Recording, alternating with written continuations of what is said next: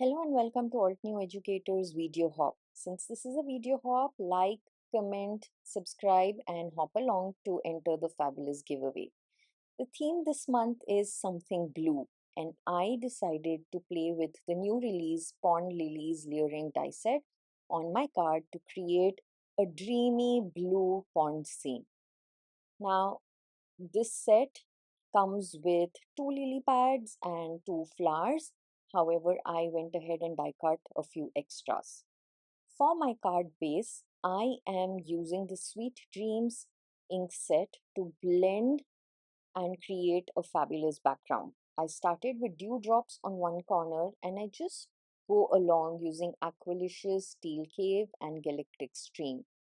I am using the large blending brushes because they cover a larger portion when I am inking up this background. My card panel here is A2 sized, which is 4¼ by 5½ inches. Now, you see, I keep going back and forth when it comes to using the colors simply to create a smooth transition and a smooth blend between those colors. I make sure my top left corner is light and my bottom right corner is darker, creating a diagonal. I then splatter just water from my fine mist bottle and dab that with a paper napkin to create a nice watery effect on the background. Once that's done, I move ahead to ink blending my elements. I am using eucalyptus and forest fern for the lily pads. I am showing you ink blending just on two elements and I do the rest off camera. So I go in with eucalyptus first and then add forest fern just around the edges, and I repeat this step about 2 or 3 times to make sure I have vibrant lily pads. Now I just want to take a moment and mention that all the supplies that I'm using are listed in the description box below. They are all affiliate links which come at no extra cost to you but help me earn a little commission. I am truly grateful to each one of you who uses my affiliate links and supports me. Moving on to my flower petals. I'm mixing up a variety of purples. I start with wisteria, ink blending all the petals, creating a nice light lilac base for my flowers. Now for this, I am more inclined to using blue purples because something blue, right? So once I have the base of wisteria down in place, I go ahead with dreamy periwinkle and I ink that up predominantly in the center of the flower petals, leaving the tips with the wisteria ink. I repeat the same step on all the petals. Again, a reminder, this is a video hop, so hop along.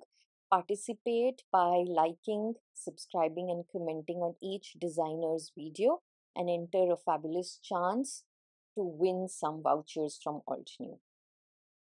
Now, once I have inked up with Dreamy Periwinkle, I am going in with Alpine Asters, which adds the blue touch to my purple here. It instantly creates that shadow and depth in the center of these beautiful lilies. I am using mini blending brushes for all the ink blending on my elements right here. I move to buttercream and warm sunshine and micro blending brushes to ink blend the flower centers.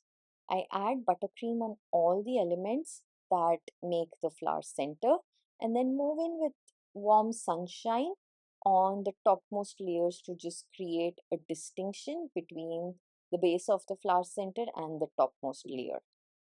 These warm yellow tones just add a nice delicate pop to my lilies.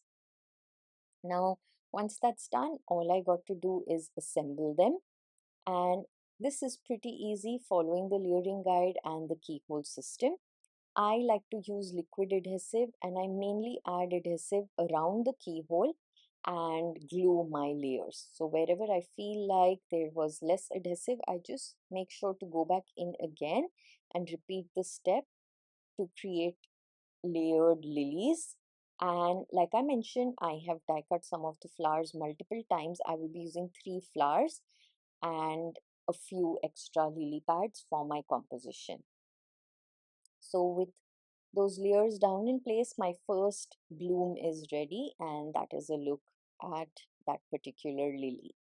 Absolutely loving the size of the lilies, and I think these can be used without the lily pads just to add an element of embellishment to some other cards. With that said, moving ahead and assembling the second flower.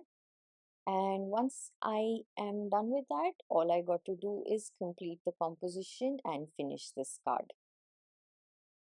I also would like to remind you to check the description box for details on my other classes that I regularly teach as part of being an Altenew educator. Now, I used the nesting circles die and die cut some rings out of vellum to create delicate water ripples. I think this just adds another layer of texture and break between my background and my focal element. A translucent layer put just a tiny little detail which I think really accentuates this card. So I begin by gluing down my water ripples, and I want to create a triangle with these ripples so that these become the base for my other elements. I just go back and forth placing my lily pads first to understand where I want the water ripples glued down.